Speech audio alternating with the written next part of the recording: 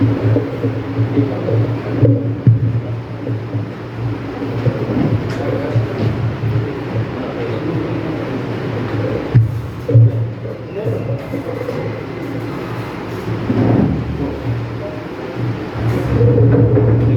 தலைமை தாங்குகிற தலைமை ஆசிரியர் வெங்கடேசன் அவர்களுக்கும், சேலம் முன்னாள் மேயர் அவர்களுக்கும், பல பள்ளிகளின் தலைமை ஆசிரியர்களுக்கும் ஆசிரியர் பெருமக்களுக்கும் என்னுடைய வணக்கத்தை தெரிவிச்சுக்கிறேன்.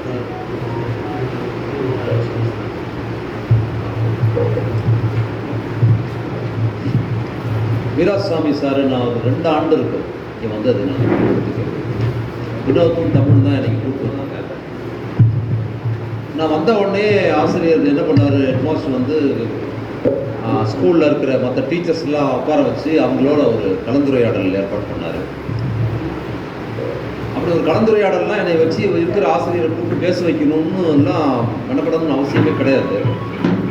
நான் வேறு ஒரு நிகழ்ச்சிக்கு வந்திருந்தேன். இப்போ இந்த பள்ளிக்கூடம் ரொம்ப சிறப்பாக செயல்படுதுன்னு சொல்லி தமிழெல்லாம் சொன்னபோது இப்போ பார்த்துட்டு வரலாம் தலைமை ஆசிரியர் சொல்லும்போது அவர் அவ்வளவு சிறப்பாக வரவேற்று, நான் வெளியில் பெரியார் அம்பேத்கர் கருத்துக்கள் பேசுகிறவனா இருக்கிறேன் அப்படிங்கிறதுனால என்னை வர வச்சு ஆசிரியர் வந்து மற்ற ஆசிரியர்களையும் வர வச்சு என்னை அவங்களோட கலந்துரையாடல் பண்ண பேச வச்சாங்க. அப்போ வந்து பார்த்தபோது நான் இப்போ பள்ளிக்கூடத்தில் போய் நேரடியாக பார்க்குறதில்ல, அந்த அனுபவத்தில் நேரடியாக போய் பார்த்த ஒரு தலைமை ஆசிரியரில் நான் பார்த்த அனுபவங்களில் வீராசாமி சார் வந்து ரொம்ப சிறப்பானவராக அன்றைக்கே எனக்கு தெரிஞ்சார். அந்த பள்ளிக்கூட ஆசிரியரோட பேசுனது அதுக்கு பிற்பாடு அங்கே வந்து பார்த்தப்போ அவர் இங்கே எல்லாரும் எல்லாம் விஷயம் சொன்னாங்க. இந்த பள்ளிக்கூடத்தில் ஒரு நூலகத்தை அவர் தான் உருவாக்குனார். அது ரொம்ப முக்கியம்.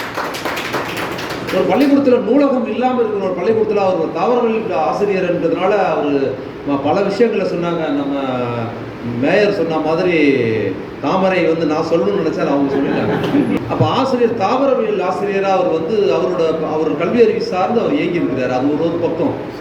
ஆனால் அவரோட சமூக கடமைன்னு ஒன்று இருக்குல்ல, அவர் ஒரு தலைமை ஆசிரியர், நல்ல சம்பளம், அவர் பாட்டுக்கு வாங்கிட்டு அந்த சம்பளத்துக்கான லைஃப் அது அப்பர் மிடில் கிளாஸ் லைஃப்.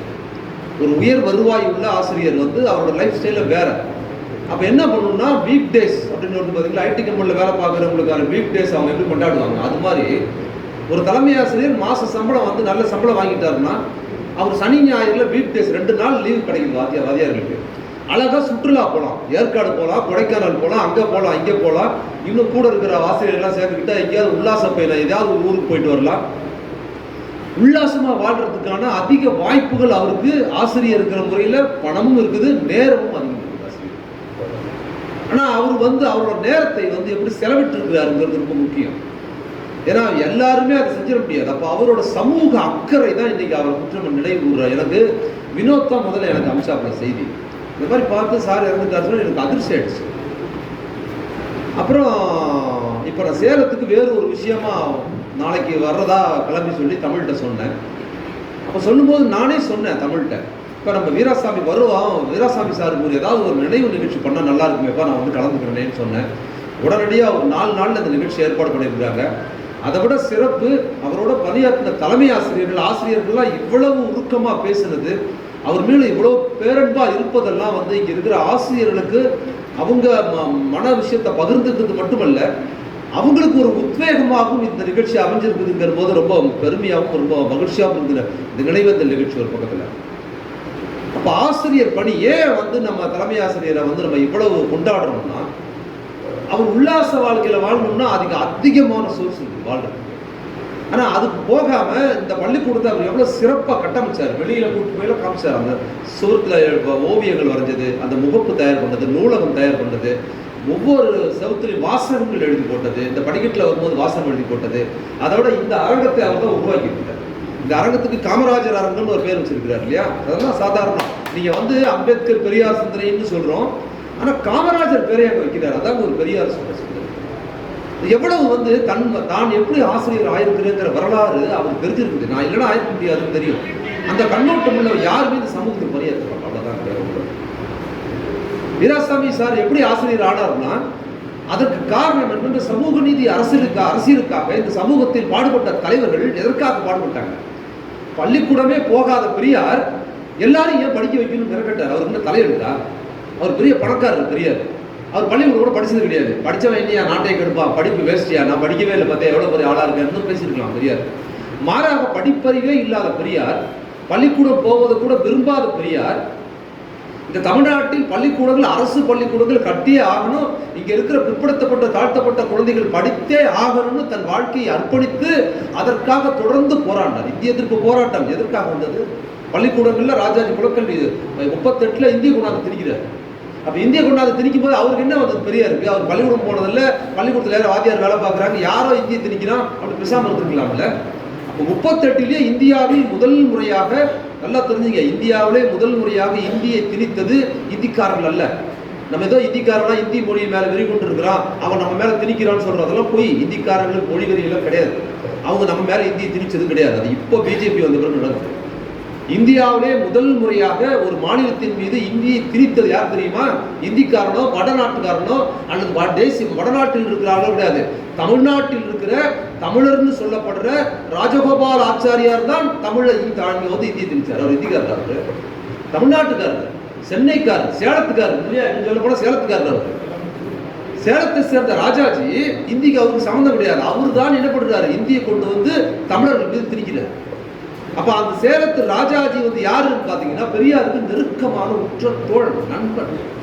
நீங்க தனிப்பட்ட முறையில பாத்தீங்கன்னா பெரியாருக்கு யார் மேல ரொம்ப பேரன்பு இருக்கு அப்படின்னு பாத்தீங்கன்னா, தனிப்பட்ட முறையில பாத்தீங்கன்னா மரணத்தின் தருவாயில் கூட சொல்ல முடியும், தனிப்பட்ட முறையில் அவருக்கு ராஜாஜி மேலதான் பேரன்பு.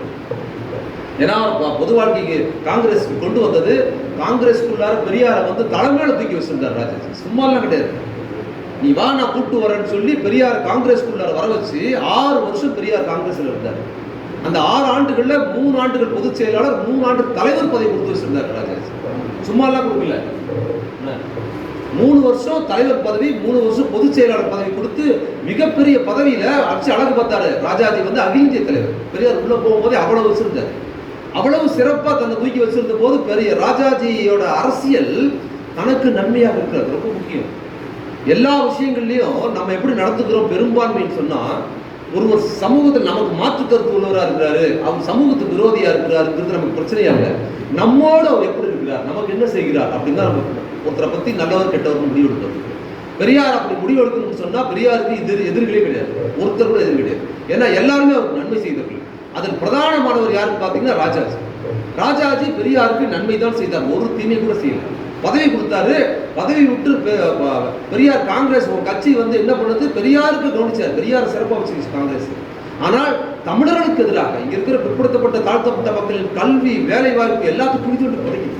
பெரியார் உள்ள போனதே மக்களுக்கு சேவை செய்யலாம்னா காங்கிரஸுக்கு போறாரு, இல்ல பதவிக்கு அவர் போனது. இதை செய்ய முடியாதுன்னு தெரிஞ்ச பொழுது ராஜாஜி தன் இன மக்களுக்காக பாடுபடுகிறார். இங்க இருக்கிற பிற்படுத்தப்பட்ட தாழ்த்தப்பட்ட மக்கள் கல்வியை குழிதோண்டி புதைக்கிறார் தெரிஞ்சு என்ன பண்ணாரு, தன் இனிய ராஜாஜிக்கு எதிராகத்தான் வெளியே வர்றாரு. ராஜினாமா பண்ணிட்டு வெளியே வந்து கட்சி தூங்குறாரு. வந்ததுக்கு பிற்பாடு என்ன பண்ணாரு, அந்த ராஜாஜி முதல்வர் ஆகிறார் 38ல். 37 அவர் முதல்வர் ஆகிறாரு. அவர் முதல்வர் ஆயிட்டாருன்னா என்னப்பா, நம்மால் முதல்வர் ஆயிட்டாருப்பா, எப்படியாவது 4 கான்ட்ராக்டர் வாங்கிடுவோம், 4 ரைட்ஸை வாங்கிடுவோம் அப்படின்னு வாங்கணும்னு நினைச்சிருந்தாருன்னா பெரியார் எவ்வளவோ சொத்து சேர்த்துக்கலாம். அப்பவே ராஜாஜி 38ல் முதல்வர் ஆகும் போதுல நீதி கட்சி காலத்துல சேர்த்துக்க முடியும். ஆனா என்ன பண்ண, ராஜாஜி வந்த பொண்ணு என்ன பண்றாரு, ராஜாஜி அதிகாரத்துக்கு போயிட்டாரு. இனி நாம வந்து எப்படி அடுத்த அதிகாரத்துக்கு போவது, நாம எப்படி பணம் சம்பாதிப்போம்னு அவர் சிந்தனை பண்ணல பெரியார். அதனால தான் பெரியார் அவர் என்ன பண்றாரு, ராஜாஜி என் மக்களுக்கு என்ன செய்ய போறாரு பார்த்தாரு, ஒன்றும் செய்யல.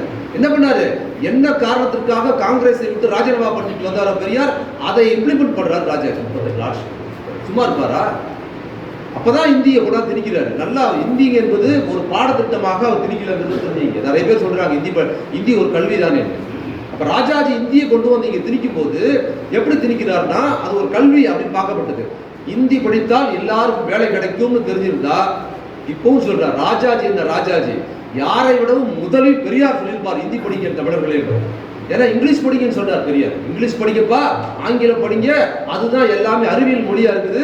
தமிழ் வந்து லட்சியமா இருக்குது, ஆங்கிலம் நிச்சயமா இருக்குது. ஆங்கிலத்தை படிச்சுதான் அவங்க எல்லாம் பல இருக்கிறாங்க. ஆங்கிலம் படின்னு சொன்ன பெரியார் ஏன் இந்திய வேண்டாம்னு சொன்னார். இந்தி படிச்சா வேலை கிடைக்க சொல்லியிருப்பார்ல, அது இந்தி வேலை கொடுப்பதற்கல்ல, மாறாக எதற்கு இந்தி இங்க இருக்கிற கல்வி க்ளோஸ் பண்ண. அப்ப என்ன ராஜாஜி எதுக்காக இந்தியை கொண்டாந்தாரு, அது ரொம்ப முக்கியமான விஷயம். இதெல்லாம் நம்ம ஆசிரியர் நினைவு, அவரோட நினைவலைகளை நம்ம பகிர்ந்து கொண்டிருக்கோம். ஏன் ஆசிரியர் இவ்வளவு சிறப்பாக காமராஜர் பேர் வச்சா இருந்திருக்கு, அவர் யார் பேராலும் வச்சிருக்காங்க, எவ்வளவு பெரியார் பேர் வச்சிருக்கலாம், அம்பேத்கர் பேர் வச்சிருக்கலாம், ஏதாவது தலைவர் பேரை வச்சிருக்கலாம், பகத்சிங் அப்படிலாம் வச்சு எல்லாத்துக்கும் ஒரு சிறப்பு இருக்கு. ஆனால் இந்த அரங்கத்துக்குள்ளார அரசு பள்ளிக்கூட காமராஜர் பேர் வைக்கணுங்கிறதுக்கு இந்த பின்னோட்டத்தை நம்ம சொல்லணும். அப்படி சிந்திச்சிருக்கிறாருங்களா சார் வீராசாமி சார்? அப்ப என்ன பண்றாரு, ராஜாஜி இந்தி திணித்ததுக்கு காரணம் என்ன தெரியுங்களா? எல்லாரும் படிக்கணுங்கிறது, எல்லாரும் படிக்கணும்னு பண்றாரு. 37 வந்த உடனே இங்க இருந்த ஆயிரக்கணக்கான பள்ளிக்கூடங்களை மூடுறாருங்க. 4500 பள்ளிக்கூடங்களுக்கு மேல மூடுறாரு. 37 மூடிட்டு இந்தியை திணிக்கிறாரு. இந்தி திணிச்சா எல்லாரும் படிக்கலாம்னா ஏன் பள்ளிக்கூடத்தை மூடுற அரசு பள்ளிக்கூடத்தை? அப்ப அரசு பள்ளிக்கூடத்தை மூடுறவங்க இந்தி திணிக்கிறதுக்கு படிக்கணும் திணிப்பாங்களா? இந்த ஒரு கேள்வி இருக்குல்ல, இந்த கேள்வி யாருக்குமே தோணல. அது பெரியார் கூட்டத்தை தோணுச்சு. அப்ப பள்ளிக்கூடங்களை எதற்காக மூடினாரோ, பிற்படுத்தப்பட்ட நீதி கட்சிகள் தரந்த பள்ளிக்கூடத்தை ராஜாஜி மூடுறாரு. எதற்காக அதை மூடுறாரு? கிராமப்புறத்தில் இருக்கிற தாழ்த்தப்பட்ட பிற்படுத்தப்பட்ட பசங்களாம் படிச்சுட்டு வந்துடக்கூடாதுங்கிறதுக்காக மூடுறாரு. அதுக்கு பிற்பாடு இந்தியை திணிக்கிறாருன்னா கல்வி குடிப்பதற்கு இல்லை, மூணதுக்கு பிற்பாடு சில பேர் படிப்பான் பார்த்தீங்களா ஊர்ல, அதுக்காக குடிக்கிறார். அப்ப என்ன பண்றாருன்னா, பள்ளிக்கூடத்தில் சிலபஸ் ஆரம்ப பள்ளிக்கூடங்கள்ல ஆங்கிலமே ஒரு எக்ஸ்ட்ரா. இன்னைக்கு கிராமப்புற பள்ளிக்கூடத்தில் ஆங்கிலம் படிக்க முடியாது அப்படின்னு நிறைய இருக்கிறாங்க. அதுவும் அந்த காலத்துல இங்கிலீஷ் படிக்கிறது ரொம்ப கஷ்டப்படுவாங்க. அப்ப இங்கிலீஷையும் தாண்டி நீ ஒருத்த வரியா, அப்போ அதை வாங்கிக்க ஹிந்தின்னு கொடுத்தா ஏகவுமே ஏகிஸ்தான்ங்கிற மாதிரி படிக்க முடியாது, அவ்வளவுதான். ஹிந்தி படிக்க முடியாது, பல பேர் வெளியே போயிடுவாங்க. அப்ப ஹிந்தியில ஃபெயில் ஆகிக்கலாங்கிறதுக்காக இந்தியை பள்ளிக்கூடத்தை மூடுற திட்டத்தோடு தான் உள்ள தர இதை புரிந்து கொண்ட ஒரே தலைவர் பெரியார் தான் அன்னைக்கு அதற்காக இருக்கிறார். அதற்கு பிற்பாடு குலக்கல்வி திட்டம் 52 ராஜாஜி ஆட்சி வந்த போது இதையும் செய்கிறார். அன்னைக்கு ராஜாஜிக்கு எதிராகத்தான் போர்க்கொடி உயர்த்தி இந்த பிற்படுத்தப்பட்ட தாழ்த்தப்பட்டவர்களின் குழந்தைகளின் கல்வியை க்ளோஸ் பண்றாரு ராஜாஜி. இனி உருப்படவே முடியாது நம்ம சமூகம், மொத்தத்தையும் காலி போட்டுருவாருன்னு தெரிஞ்சு அன்னைக்கு மாபெரும் போராட்டத்தை எங்க அடிச்சாரு. எங்க ஐயா வந்திருக்கிறாரு, இங்க தங்கவேல் ஐயா வந்திருக்கிறாரு. ஆத்தூர் பகுதிகளில் திராவிட கழகத்தை கட்டமைச்ச இந்த 100 வயசு ஆக போகுது. இந்த ஒரு வருஷத்துல அந்த ஐயா உட்காந்துருக்கிறாங்க பின்னால பாருங்க. 100 வயசு ஆக ஐயா இந்த நிகழ்ச்சிக்கு உட்காந்துருக்கிறாருங்கிறத அந்த உணர்வு எவ்வளவு மரியாதைக்குரிய உணர்வு பாருங்க. வந்திருக்கிறாரு பெரியாருக்கு ஐயா ஆசிரியருக்கான நிகழ்ச்சிகள் உட்காந்துருக்கிறாருல, அவருக்கு தெரியும். இங்கதான் ஆத்தூர்ல தான் குலக்கல்வி திட்ட போராட்டம் இங்கதானே அறிவிக்கிறாரு, ஆத்தூர்ல தான் அறிவிக்கிறாரு.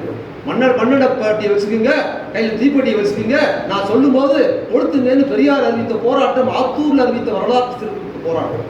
அதை அறிவிச்சு போராட்டத்தை அறிவிச்சு ராஜாஜி ராஜினாமா பண்ணிட்டு போறாரு. அதுக்கப்புறம் கல்வி காப்பாற்றப்படுது.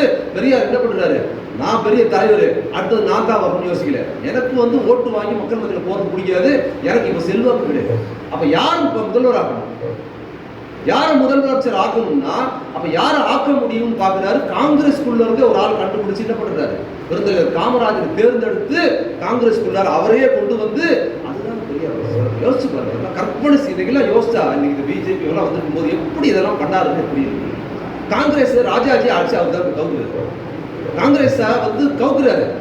அதே காங்கிரஸ் ஆட்சியில இருந்து காமராஜர் ஒருத்தர் கண்டுபிடிச்சு மீண்டும் காங்கிரஸ் ஜெயிக்க வைக்கிறாங்க. இது எங்கேயாவது நடக்குமாங்க? இது ஜெயிக்க வச்சு காமராஜர் கொண்டு வராரு. எங்கெல்லாம் பள்ளிக்கூடங்களை ராஜாஜி மூடினாரோ அங்கெல்லாம் 4 பள்ளிக்கூடங்களை பெருந்தலைவர் காமராஜரை வைத்து திறந்தவர் பெரியார். அதுல படிச்சு வந்தவர் தான் யாரு, வீராசாமி மட்டும் இல்ல, நீங்களும் அதில் படித்து வந்தவர்கள் தான். அன்னைக்கு 52 பெரியார் குலக்கல்வி திட்டத்துக்கு எதிராக இந்த போராட்டத்தை நடத்தலன்னு சொல்லியிருந்தா முடிஞ்சு போச்சு. யாரு, நம்ம எல்லாரும் ஆடு மாடு கூட மேய்க்கிறதுக்கு வாய்ப்பு கிடையாது. அப்ப இன்னைக்கு தலைமை ஆசிரியராக இதுக்கப்புறம் உங்க பரம்பரையே கல்வி பரம்பரையா மாறி இன்னைக்கு உங்க பசங்க எல்லாம் பெரிய அளவில் வேலை பார்க்கறாங்க, பெரிய அளவில் இருக்கிறாங்கன்னா அதற்கு தந்தை பெரியாரும் பெருந்தலைவர் காமராஜரும் தான் காரணம் என்ற உணர்வு நம்ம ஆசிரியர் வீராசாமி அவர்கள். அதனால என்ன பண்ணாரு, பெரியார் அம்பேத்கர் அரசியல் கண்ணோட்டத்தோடு இருந்தவர் காமராஜர் கொண்டு வர்றாரு. இது தெரியும் நிறைய பேருக்கு. அப்ப என்ன பண்றாரு காமராஜர், அவரே பயணம் பண்றாரு. கையில காசு இல்லை பள்ளிக்கூடம் திறக்கிறதுக்கு, அரசு பள்ளி திறக்கணும், கையில 10 பைசா கிடையாது, லெப்டர் தொடச்சு வச்சிருக்காரு. ஏன் பள்ளிக்கூடத்தை மொத்தம் 16,000 பள்ளிக்கூடத்தை மூடிட்டாரு. யாரு, 2வது முறை யாரு ராஜாஜி மூடிட்டாரு. என்ன காரணம் சொன்னாரு, கையில காசு இல்லை, பள்ளிக்கூடத்தை மூடிட்டு கிராமப்புற பள்ளிக்கூடத்துல மூடிட்டாரு. மூடிட்டு அதுக்கு மேல குலக்கல்வி, அப்ப இந்தியை திணிச்சு பாதி பேர் வெளியே பண்ணலாம் பாரு, குலக்கல்வி திட்டத்தை 2வது முறை விட்டாரு. அப்ப பள்ளிக்கூடத்தை மூடினார் ஃபண்ட் இல்லைன்னு.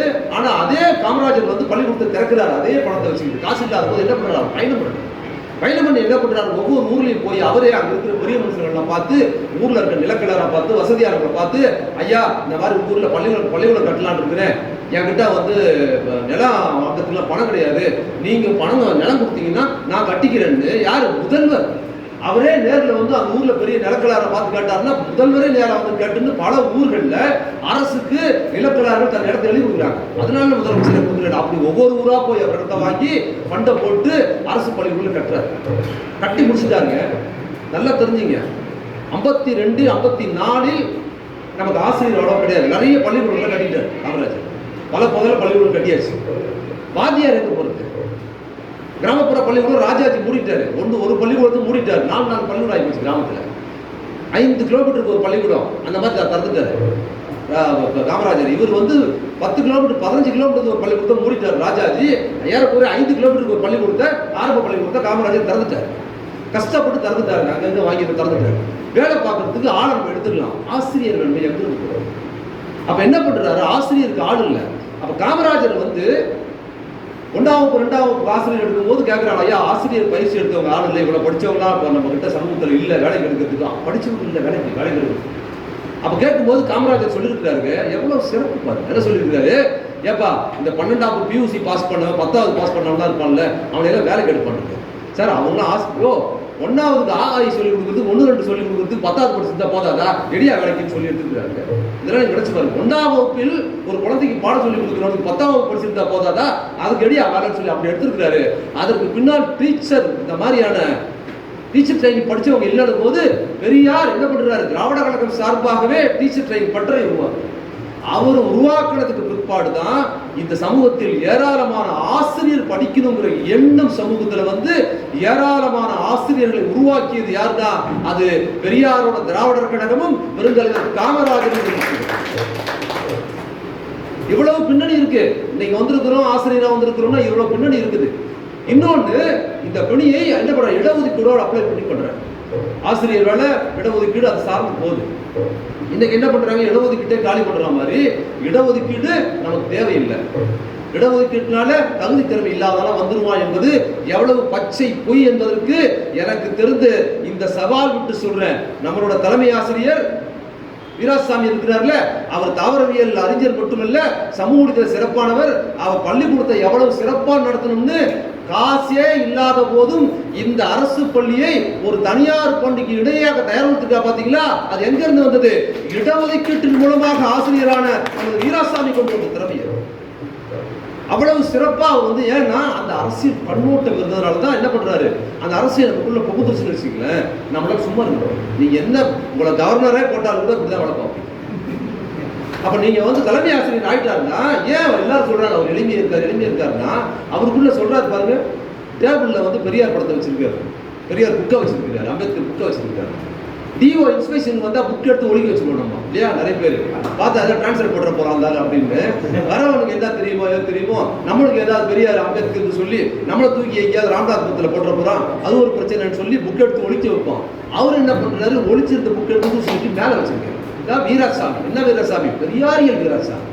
அப்ப அந்த கண்ணோட்டம் அவருக்கு சிறப்பா இருக்குன்னா எங்க இன்னொன்று சொல்றாங்க, மக்கள் மீது அன்பு கொண்டவர்களுக்கு டிரான்ஸ்ஃபர் எங்க போனாலும் மக்கள் தான். அது புரிஞ்சுக்கணும். ஆசிரியர்களுக்கு நமக்கு ஒரு வர்க்க உணர்வு, பணம் அதெல்லாம் ஸ்டேட்டஸ் வந்ததுக்கு பிற்பாடு நாம பழகின இடத்துல இன்னொரு இடத்துல போய் வாழ்றதுங்கிறது நம்ம வர்க்க கண்ணோட்டத்தில் சிரமமான ஒன்றா இருக்கிறோம். ஆனால் நாம் பணி, மக்களுக்கான பணிங்கிற உணர்வு நமக்குள்ள வந்துருச்சுன்னா இந்த ஊர்ல இருந்து என்னை தூக்கி ராமநாதபுரத்தில் போறியா? அங்கதான் நான் வேலை பார்க்கணும். என் ஊரோட பின்தங்கிய குழந்தை பூரா ராமநாதபுரத்தில் தான் இருக்கிறாங்க, அங்க போய் படிக்க வைக்கிறேன்னு அங்க போய் வேலை பார்த்தா எங்க தூக்கி வேலை பார்க்கணும். அப்ப இந்த அரசியல் கண்ணோட்டம் வந்துருச்சுன்னா டிரான்ஸ்ஃபரே நமக்கு ஒரு ப்ரமோஷன் தான். அப்ப இதுதான் இந்த வரலாற்று கண்ணோட்டம் நமக்கு இருந்ததுன்னா இந்த கல்வி இன்னைக்கு தலைமை ஆசிரியர்களுக்கும் ஆசிரியர்களுக்கு எப்படி கிடைச்சதுன்னா இந்த வரலாற்று பின்னணிகள் கிடைச்சிருக்குங்கிற இந்த பெருமை நம்ம டாக்டர் நம்ம ஆசிரியர் வீராசாமியோட அடையாளம். அவர் தான் இந்த பகுதியில் எனக்கு தெரிந்து இந்த கண்ணோட்டம் கொண்டவர்கள் அவர் ரொம்ப முதன்மையானவராக இருக்கு. இந்த பள்ளியை உருவாக்கின கட்டமைப்பு தனியார் பள்ளிகளும் பார்க்கலாங்க, யார் ஒரு மாதிரி கண்டு கொடுப்பாங்க. யாரு பையனை சேர்க்கும் போதே டொனேஷன் வாங்கி தான் சேர்க்கிறாங்க. ஃபீஸ் ஒன்று, டொனேஷன் ஒன்று, நன்கொடை ஒன்று. அதுக்கு போகிற வெளியில் இருக்கிற பெரிய பணக்கார வீட்டு பையனை சேர்த்தாச்சுன்னா அவங்க அப்பா அவரு பெருமைக்கு ஒரு டொனேஷன் ஒரு இடத்த கொடுப்பாரு, இன்னொருத்தர் கொடுப்பாரு, அதெல்லாம் கொடுப்பாங்க. கோயிலுக்கு கூட 1000 பேர் கொடுப்பாங்க, ஏன்னா அதெல்லாம் புண்ணியம் கிடைக்கும். கோயிலுக்கு இதை கொடுத்தோம்னா நம்ம குடும்பத்துக்கு புண்ணியம் கிடைக்கும், வருமானம் பெருகும், தொழில் விருத்தியாகும், நம்ம ஆயுள் பெருகும், அப்படிலாம் கொடுப்பாங்க. டியூப்லைட் கொடுத்தா கூட கோயிலில் உபயம் பொருள் வைப்பாங்க இல்லை. ஆனால் ஒரு பள்ளிக்கூடத்துக்கு கொடுக்கணும்னா அதிக பேர் வரமாட்டாங்க. அதுவும் அரசு பள்ளிக்கூடம். அப்ப அரசு பள்ளிக்கு நன்கொடை வாங்கி இவ்வளவு சிரமப்பட்டு இந்த பகுதியில் இன்னைக்கு உள்ள வந்து பார்த்தவங்களுக்கு தெரியும் எவ்வளவு அழகான ஒரு கட்டமைப்போடு ஒரு அரசு பள்ளியை அவர் உருவாக்கி இருக்கிறாரு. அதுக்கப்புறம் ஒரு தலைமை ஆசிரியர் அழகாதாஸ் அவர் இருக்கும்போது வந்து அப்புறம் இன்னைக்கு வந்திருக்கிறேன். அதுக்கப்புறம் உங்களுக்கு வந்திருக்கிற ஆசிரியர்கள் தலைமை ஆசிரியர் இன்னும் சிறப்பாக அதை அதே அழகாக கொண்டு போறாங்கிறது இன்னும் மகிழ்ச்சி. ஏன்னா அவரோட வாரிசுகள் எப்படி இருப்பாங்க, அவர் மாதிரி தானே இருப்பாங்க. அப்ப அரசு பள்ளிங்கிறது ஒரு குறியீடு, தெரிஞ்சுங்க என்ன குறியீடு? இந்த அரசு பள்ளி வந்து இந்த வரலாற்று குறியீடு, நமக்கு கல்வி எப்படி வந்தது என்பதின் குறியீடு. இந்த அரசு பள்ளி போயிடுச்சுன்னு சொன்னா நீங்க நினைச்சிட்டு இருக்க அரசு பள்ளி எல்லாம் மூடிட்டா தனியார் பள்ளி இருக்கு எல்லாம் படிக்கலாம்னு. கல்வி இருக்காது. இன்னைக்கும் கல்வி, கிராமப்புற குழந்தைகளுக்கு கல்வி எங்க கிடைக்குதுங்களா? அரசு பள்ளியில கிடைக்கும். நான் கிராமப்புறத்துல போய் குழந்தைகள் மத்தியில் அரசு பள்ளியில பேசுங்க, இதுல குறிஞ்சிப்பாடியில போய் பேசுங்க. அதுக்கப்புறம் உள்ள வடலூர் வள்ளலார் வந்த பகுதியில் கருப்புரின் கிராமத்தில் போய் பார்த்து பேசுகிறேன். மேல்நிலை பள்ளி தான் அரசு பள்ளி. கண்ணீர் வந்து சார் நம்ம குழந்தைகளை பார்த்தா கிராமப்புறம் மிக பின்தங்கிய ஏழை குழந்தைகள், அதுங்களுக்கு சீருடைய ட்ரெஸ்ஸே நல்ல ட்ரெஸ் தெரியுமா அந்த குழந்தைங்களுக்கு? அரசு கொடுத்து பார்த்தியா சீருடை, அதுதான் அந்த குழந்தைங்களுக்கு நல்ல ட்ரெஸ். அது கிழிஞ்சு போன சட்டையோட காலில் செருப்பே இல்லாத அந்த குழந்தைகள் கிராமத்துல இருந்து அது வந்து பள்ளிக்கூடத்துக்கு வருது. அது வந்து பேசுது. அந்த குழந்தைகளுக்கு அந்த அரசு பள்ளிக்கூடத்தை மூடியாச்சுன்னா முடிஞ்சு போச்சு கல்வி. என்னது க்ளோஸ், அவ்வளவுதான். அந்த பசங்க கல்வியே கிடையாது. தனியார் பள்ளியில நீ எவ்வளவு குறைவான கட்டணம் வைத்திருந்தாலும் அந்த குழந்தைகள் படிக்க முடியாது. எல்லாருமே தினக்கூலிகள். அந்த குழந்தைகிட்ட பேசுனேன், எங்க அப்பா கூலி வேலைக்கு போகிறாரு, எங்க அப்பா மண் வேலைக்கு போகிறாரு.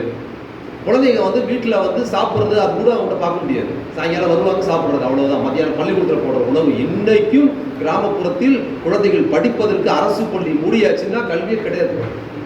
அப்போ இந்த அரசு பள்ளியை பாதுகாப்பது என்பது கல்வியை பாதுகாப்பது, கல்வி உரிமையை பாதுகாப்பது, இடஒதுக்கீட்டை பாதுகாப்பது, அரசு துறையை பாதுகாப்பது. இதை பாதுகாத்தாதான் எல்லா அரசுலையும் பாதுகாக்க முடியும். இதுல இருந்து படிச்சு போனாதான் டாக்டரா போக முடியும். இதுல இருந்து படிச்சு போனாதான் நீங்க எந்த பொதுத்துறைக்கும் போக முடியும்.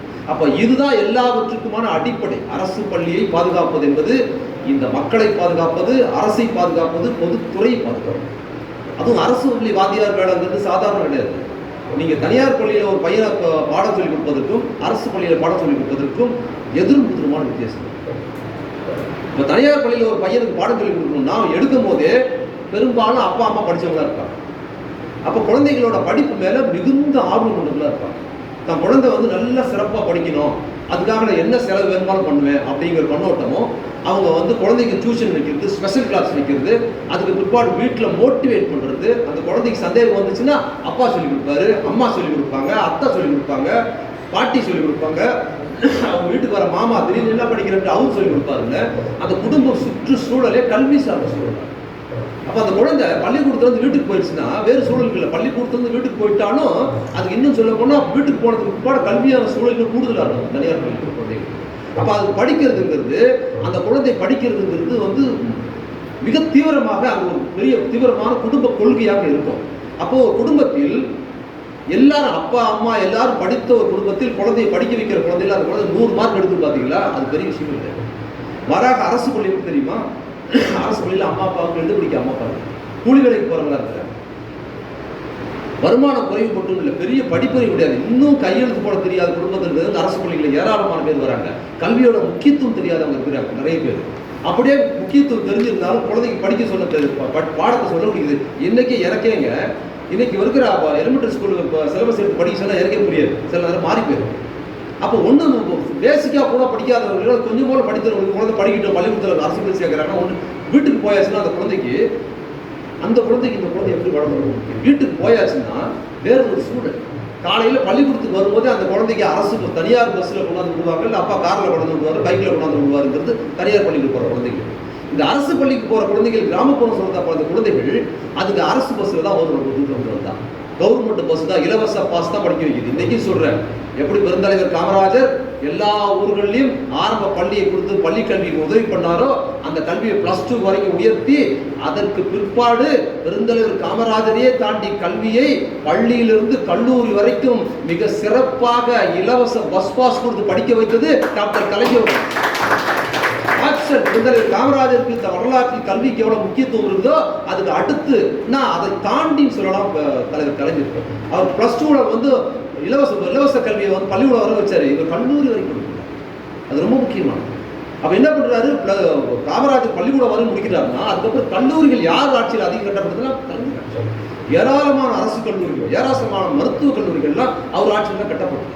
இலவச கல்வி கல்லூரி வரைக்கும், ஏன்னா பள்ளி படிப்பு முடிச்சுட்டாங்க, அது ரொம்ப முக்கியம். காமராஜர் ஆட்சியில் 53 பள்ளிக்கூடங்கள் கட்ட ஆரம்பிச்சு பள்ளி கல்வி படிக்கணுங்கிற எண்ணிக்கை கூடிக்கிட்டே இருக்கு. நிறைய மாணவர்கள் தயாராக வராங்க. அப்போ அதுக்கேற்ற கல்லூரிகள் வெளியே இல்லவே இல்லை. நிறைய பேர் பள்ளி படிப்பு பாதையில் நின்றுடுறாங்க, 10ஆம் படிக்கிறாங்க, பியூசி படிக்கிறாங்க, +2 முடிக்கிறாங்க, அதோட நின்றுடுறாங்க. டிகிரி வாங்குறவங்க ரொம்ப குறைவு. நானே டிகிரி முடியல. என் குடும்பத்தில் முதல் டிகிரி வந்து என் பையன் தான் வாங்கியிருக்கேன்.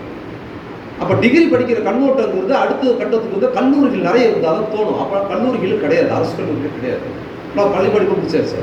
அப்போ என்ன பண்ணுறாரு கலைஞர், பள்ளி கல்வியில் வந்து மாணவர்கள் இன்னும் சிறப்பாக படிக்கணும் அப்படின்னும் போது உள்ளூரில் ஆரம்ப பள்ளியில் படிச்சுட்டு அடுத்த குழந்தைகள் +2க்கு அல்லது வந்து 8ஆம் வகுப்பு மேலே போய் வெளியில் படிக்கணும், 6ஆம் வகுப்பு மேலே வெளியே போய் படிக்க வேண்டியது இருக்குன்னு சொன்னால் அந்த குழந்தைகளுக்கு இலவச பஸ் பாஸ் இருக்குது.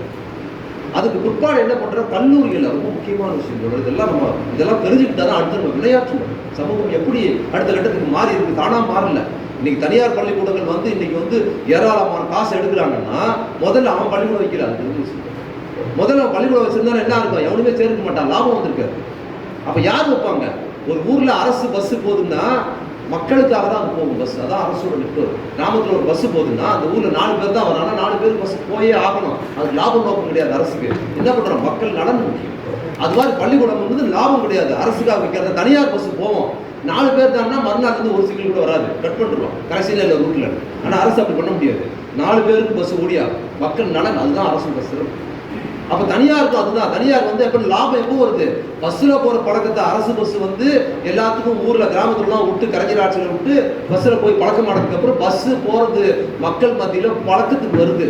அதுக்கப்புறம் தனியார் பஸ் வருது. என்னது, எல்லாரும் ஏற்றிக்கிட்டு 2 ரூபா டிக்கெட்டை வச்சு கலெக்ஷன் பார்க்கறதுக்கு போகுது. அது மாதிரி அரசு தான் நீங்க பள்ளிக்கூடத்தை துவக்கி கல்வி அறிவு படிக்கணும், மனுஷனா பிறந்தா படித்தாகும் என்பதை பெரியாரும் டாக்டர் அம்பேத்கரும் பெருந்தலைவர் காமராஜரும் அதற்கு பின்னால் வந்த கலைஞரும் உருவாக்கி கட்டமைச்சதுக்கு பிற்பாடு கல்வி பள்ளியிலிருந்து எங்க போகுது, கல்லூரி கல்வி வரைக்கும் கட்டாயமா மாற்றப்படுது.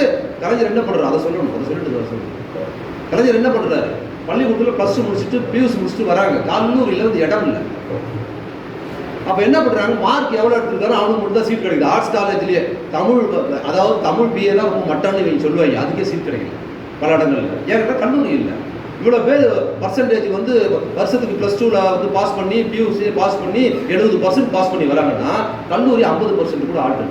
நம்ம கலைஞர் ஆர்ட்ஸ் போயிறாரு. என்ன பண்றாரு, எவ்வளவு கிளவர் பாருங்க கலைஞர். என்ன பண்றாரு, கல்லூரியோட தான் இருக்குது, பாஸ் பண்ண வேணா படிக்கணுங்க. கலைஞர் முடிவு பண்றாரு, பாஸ் பண்ணிட்டு அவன் எப்படி கல்லூரி கிடைக்காம வீட்டில் உட்காந்துக்கலாம், இது என்ன முறை, இது அநீதின்னு கலைஞர் முடிவு பண்ணி என்ன பண்றாரு, இது அநீதியானது, விடக்கூடாதுன்னு சொல்லிட்டு பாஸ் பண்ணிட்டான். பியூசி பாஸ் பண்ணிட்டா, +2 பாஸ் பண்ணிட்டான், அவன் எப்படி வீட்டில் உட்காந்துருக்கலாம், பாஸ் பண்ண ஏன் உட்காந்துருக்கான், கல்லூரியில் இடம் இல்லை, அதனால அவன் வீணா போகுது, இது அநியாயம் சொல்லிட்டு என்ன பண்றாரு, கல்லூரியில் கட்டணும். அப்போ கல்லூரி கட்டி முடிக்கிறதுக்கு எவ்வளவு நாள் ஆகும், இன்னொரு புது கல்லூரிகள் அது ஒரு 5 வருஷம் 3 வருஷம் ஆகும். அது வரைக்கும் என்ன பண்றது, இந்த வருஷம் பாஸ் பண்ணணும் கூப்பிடுறாரு கல்வி அதிகாரிகள். கூப்பிட்டு என்ன சொல்றாரு, கல்லூரி எவ்வளவு நேரம் நடந்ததுன்னு கேட்குறாரு. காலையில் ஒரு 8 மணிக்கு ஆரம்பிச்சு 2 மணி வரைக்கும் முடியும். அதுக்கப்புறம் சும்மா தானே இருக்கும், ஈவினிங் காலேஜ் ஒன்று ஆரம்பியாது. எப்படி சுற்றியா இருக்கு, சும்மா தானே இருக்குது, இதே மோசடியா இருக்கு. ஈவினிங் காலேஜ் ஒன்று ஆரம்பிங்க, டே காலேஜில் இடம் கிடைக்காதவங்களுக்குலாம் வீட்டில் ஒரு இடம் கிடைக்கலையா, நீ மார்க் எடுத்து, நீ மார்க் எல்லாம் முக்கியம் இல்லை, பாஸ் பண்ணிட்டு தான் போதும், அப்ளை பண்ணணும்னு சொல்லி ஈவினிங் காலேஜ் முறையை கலைஞர் தான் இந்தியாவிலே முதல் முறையாக உருவாக்கி என்ன பண்ணாரு, பாஸ் பண்ணவங்க கல்லூரியில் போய் படிக்கலாம், என்ன படிக்கிறோம் திறந்து விட்டு நீ படிச்சுக்கிட்டே நான் காலேஜை கட்டுறேன்னு சரன்னு கட்டி முடிச்சிருக்காரு. ஏராளமான அரசு கல்லூரிகள் மருத்துவ கல்லூரியில் கட்டி கல்வியை தரம் வைத்தாங்க. அவ்வளோ பேர் படிக்கிறது மோட்டிவேட் பண்ணிட்டாங்க. அதுக்கப்புறம் தான் தனியார்கள் இல்லாமல் வராங்க. இது என்ன பண்ணுது, வியாபாரம். இதில் போட்டால் 50 ரூபா போட்டால் 500 ரூபா எடுக்கலாம், கை ராஜா கை, அதான் தனியார். என்ன நடத்துவாங்க, ரொம்ப சேவையாவீங்க. தூங்கி இருந்த உடனே இந்த தாழ்த்தப்பட்ட பிற்படுத்தப்பட்ட குழந்தைகள் படிக்கவில்லையே, நாம் தனியார் பள்ளிக்கூடம் ஆரம்பித்து படிக்க வைக்கும்னு சார், பள்ளிக்கூடம் மெட்ரிகுலேஷன் ஸ்கூல் ஆரம்பிச்சா நல்லா சம்பாதிக்கலாம் சார் அப்படிங்கிற கண்ணோட்டத்தில் தான் ஆரம்பிக்கிறாங்க. அப்போ என்ன பண்ணுது, அரசு தன்னோட ஸ்ட்ரக்சர் மூலமாக கல்வி செட்டப்பை உருவாக்குது. உருவாக்கி என்ன பண்ணுது, கல்வி தேவை உருவாகிறது. எப்படி ஆயிடுச்சு சமூகத்தில்னா, படிக்கவே முடியாத படிக்கவே கூடாதுன்னு கண்ணோட்டம், படிக்கிறதுக்கு விருப்பம் இல்லாத சமூகம் நம்ம சமூகம். தலைமுறை நம்ம கல்வியே கிடையாது இல்லை. அதனால தான் பள்ளிக்கூடத்துக்கு போகும்போது நல்லா பிறண்டு அழுது. நீ பல பேர்ல அழுதுப்பீங்க இல்லை, பள்ளிக்கூடம் போகும்போது நீங்களாம் அழுதா இருப்போம். ஏன் தெரியுமா நம்ம அழுதுருப்போம், நமக்கு முன்மாதிரி கிடையாது. மனுஷனா பிறந்தா படிக்கணுங்கிற கண்ணோட்டம் என் தலைமுறையில் கிடையாது. வீட்டில் வீட்டிலே உட்காந்துருப்போம், வயசாச்சா வீட்டில் உட்காந்துருப்போம், எல்லாரோடய உட்காந்து ஆயா கூட, அம்மா கூட, பாட்டி கூட, தாத்தா கூட விளையாடுறது, கொஞ்சிறது. பள்ளிக்கூடத்துக்கு கூட்டு போய் விட்டாங்கன்னா அது எதுவும் கொட்டும் சிறைச்சாலை மாதிரி ஒரு கண்ணோட்டம். என்ன எனக்கு முன்னால் யாராவது ஒருத்தர் போகிறத பார்த்தாலும் எனக்கு சிந்தனை வரல. அப்போ என்னன்னா நம்ம தலைமுறைக்கு கல்வி லேட்டாக தான் வருது. எப்போ பெரியார் வந்து பிரதமர் காமராஜர் வந்ததுக்கு பிற்பாடு தான் கல்வி இங்கே வருது, தடுக்கப்பட்டது அது வரைக்கும். அப்போ முன்மாதிரி இல்லை. அதனால தான் பெரியார் சொல்லுவார், பார்ப்பன சமூகத்தில் நீ பாருங்க, எனக்கு தெரிந்து பார்ப்பன சமூகத்தில் பள்ளிக்கூடம் போகிறது குழந்தைகள் பரட்டு அழுகுது, நீ பார்த்துக்க முடியாது.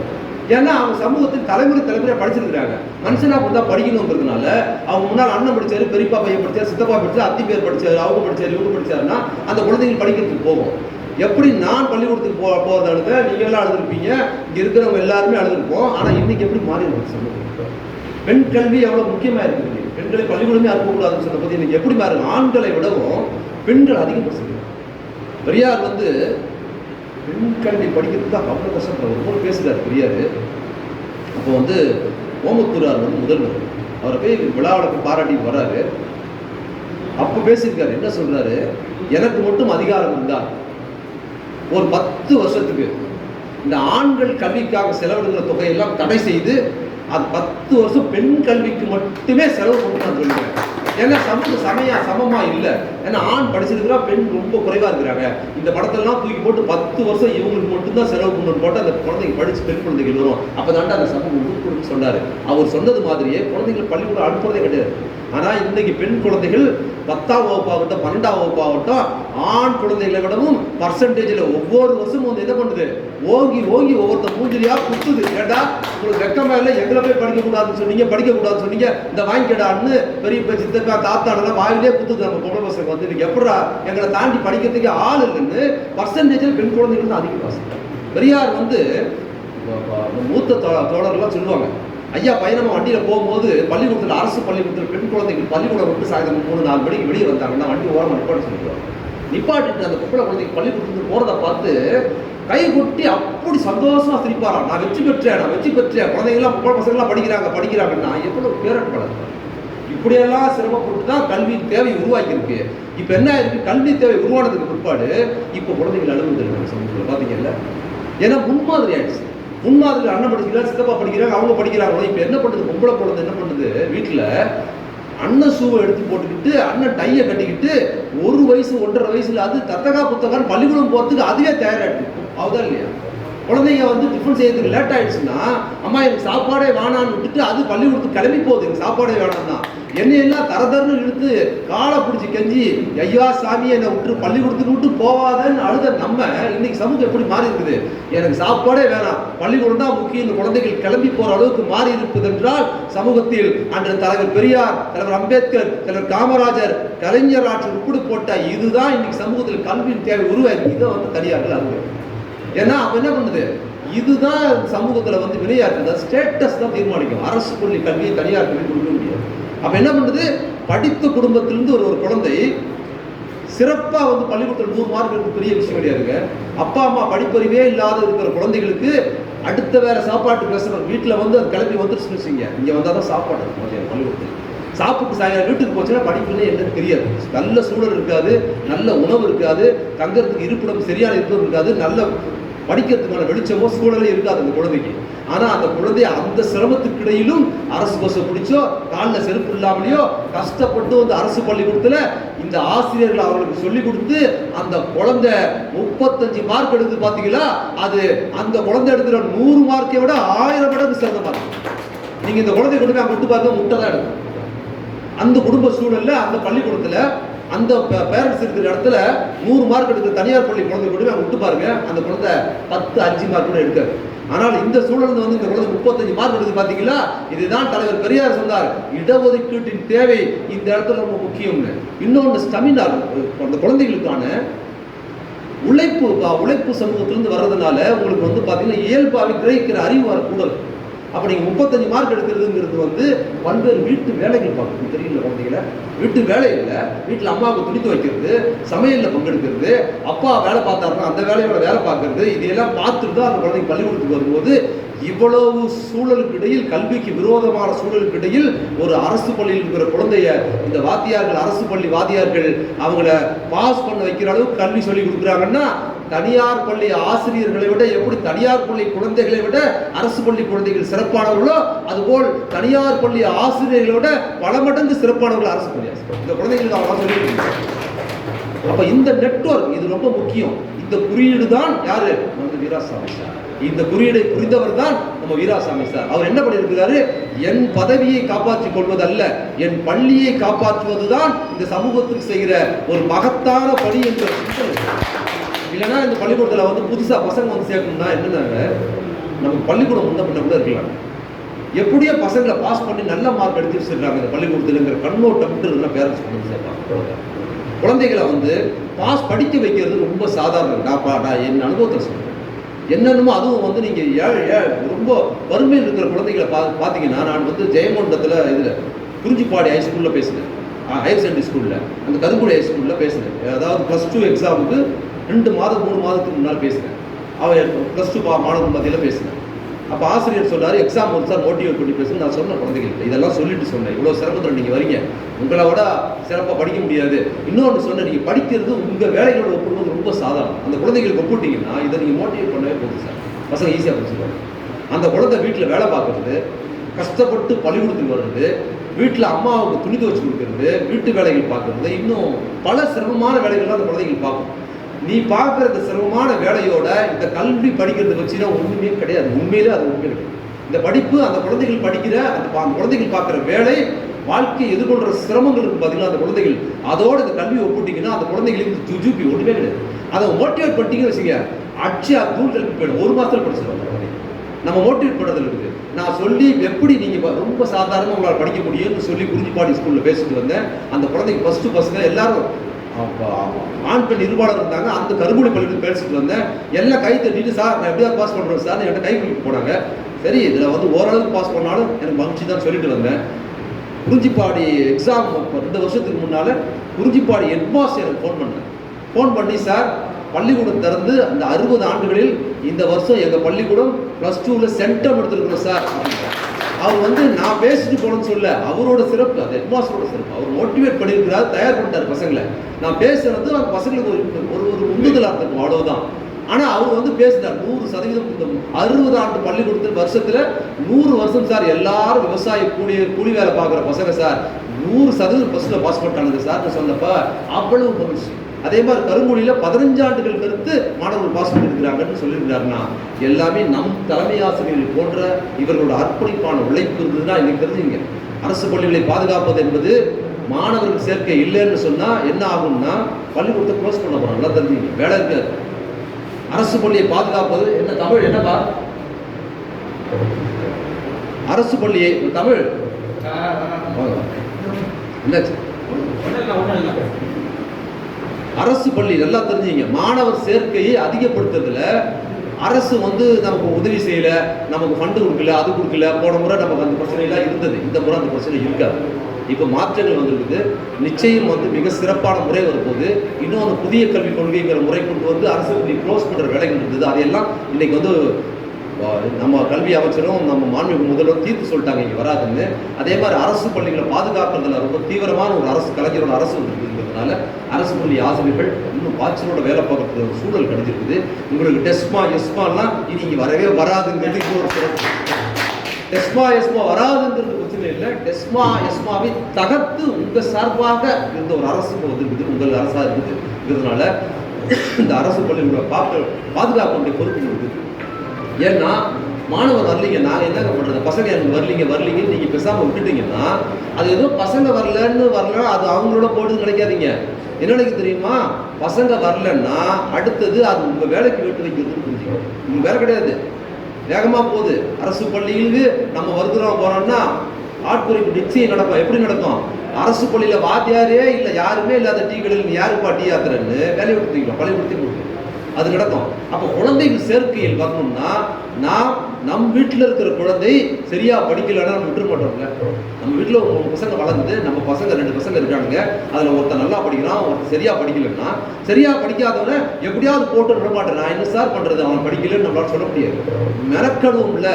அதுபோல் அரசு பள்ளியில் இருக்கிற குழந்தைகள் அவங்க குடும்ப சூழலை நாம் கணக்கில் எடுத்துக்கிட்டு நாம் அவர்களின் பேரண்ட்ஸாக, அவர்களோட தகப்பனாக, அவரோட தாயாக இருந்து கொண்டு நம்மால் என்ன முடியுமோ அந்த குழந்தைகளை கூடுதல் அக்கறை எடுத்தோம்னு வச்சுக்க. சரியா படிக்காத ஒவ்வொரு குழந்தைகளையும் நம் குழந்தை போல் கூடுதல் அக்கறை எடுத்தோம்னா நான் அது பொது நலத்துக்காக மட்டும் இல்லை, சுயநலத்துக்காக சொல்லுவேன். நீங்க அரசு பள்ளியில் மாணவர்கள் எண்ணிக்கை கூட்டினால்தான் வருங்காலத்தில் ஆசிரியர்களுக்கு வேலை இருக்கும், பள்ளிக்கூடமே இருக்கும். இல்லைன்னா பள்ளிக்கூடத்தை க்ளோஸ் பண்ணிட்டு ஆசிரியர் ரெக்ரூட்மெண்ட் நடக்க தெரியுமில்ல.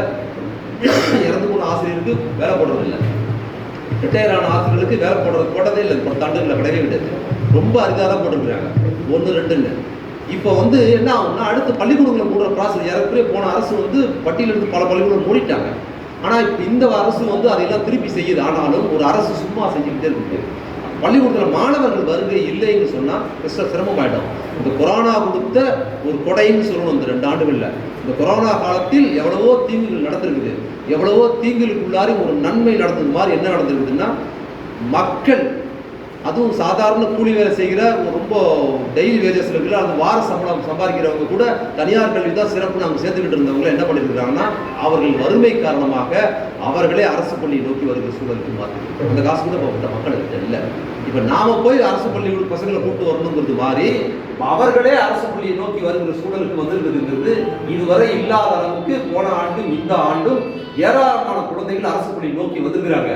நாம போய் உருவாக்குற சூழல் நம்மளை கொஞ்சம் ரிலீஸ் ஆகிக்கிறோம். இப்ப நமக்கு ஒரு அட்வான்டேஜ் கிடைச்சிருக்கு. அந்த குழந்தைய தப்ப விடாம அரவணைத்து ஒவ்வொரு பள்ளியிலும் நாங்கள் 100% ஒவ்வொரு ஆண்டும் காட்டுவோம் என்று முடிவெடுப்பது இங்க வந்திருக்கிற தலைமை ஆசிரியர், ஆசிரியர்கள் எல்லோரும் நம்ம வீராசாமி ஆசிரியருக்கு செய்கிற மிகப்பெரிய நினைவஞ்சலியா இருக்கும் என்று சொல்லி வாய்ப்புக்கு நன்றி, வணக்கம்.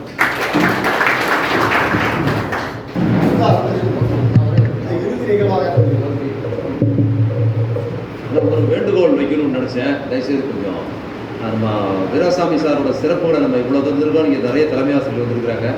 நீங்கள் எல்லாம் சேர்ந்து நம்ம இந்த பள்ளியின் தலைமை ஆசிரியரும் அதிகாரிகிட்ட சொல்லி இந்த பள்ளியில் அவர் பேரால் ஒரு நினைவு இடம் ஏதாவது ஒரு இடத்துக்கு அவர் பேர் வைக்கணும் அப்படின்னு.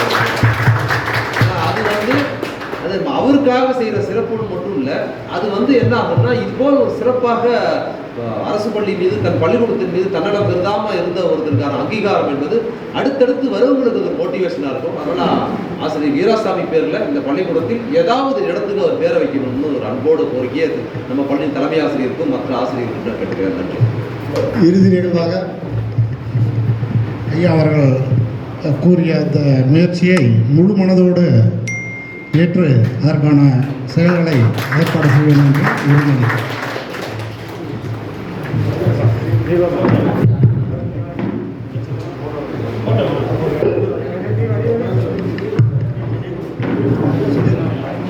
இறுதி நிகழ்வாக தலைமை ஆசிரியர் வீராசாமி அவர்களின் படத்தை தோழர் தமிழ் பிரபாகரன் ரவிக்குமார் அவர்கள் குடும்பத்தினருக்கு அப்படத்தை ஒப்படைப்பார்.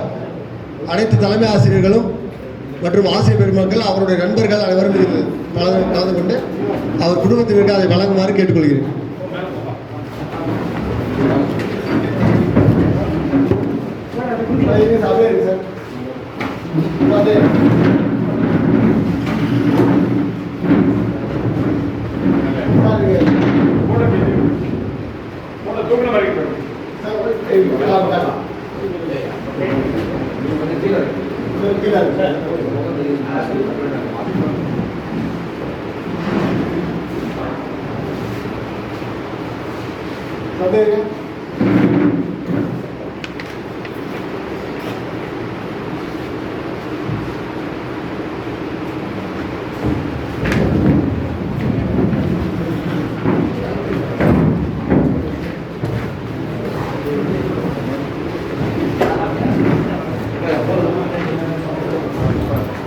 வணக்கம். நல்லா இருக்கீங்களா?